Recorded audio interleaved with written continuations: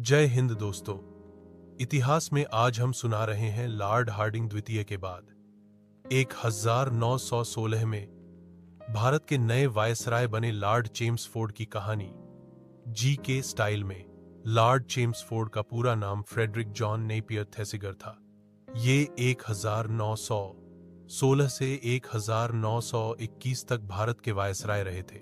इनका शासनकाल भारतीय इतिहास में बहुत उथल पुथल था। देश में आजादी की लहर उठ चुकी थी और जनता अब अंग्रेजी हुकूमत से आजादी का सपना देखने लगी थी। साल था 1916।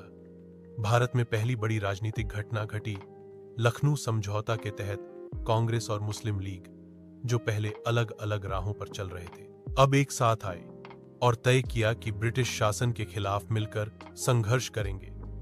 यह समझौता भारत की राष्ट्रीय एकता की मिसाल बना।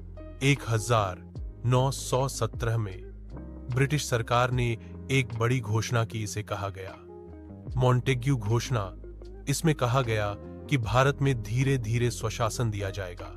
इस घोषणा को लागू करने के लिए आगे चलकर मॉन्टेग्यू चेम्सफोर्ड सुधार अधिनियम 1919 लाया गया और साल 1919 में ही भारत में एक नया कानून रॉलेट एक्ट लागू हुआ।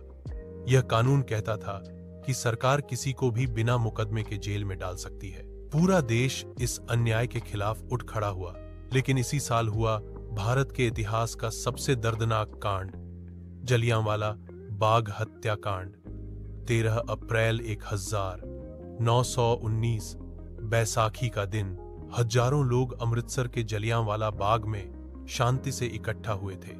अचानक जनरल डायर ने भीड़ पर गोलियां चलवा दी। सैकड़ों निर्दोष लोग मारे गए। 1920 में गांधी जी ने असहयोग आंदोलन शुरू किया। उन्होंने कहा, हम अंग्रेजों के साथ कोई सहयोग नहीं करेंगे। लोगों ने सरकारी नौकरियां छोड़ी, स्वदेशी वस्तुओं का प्रयोग शुरू किया। यह आंदोलन ब्रिटिश शासन की जड़ों को हिलाने वाला सिद्ध हुआ।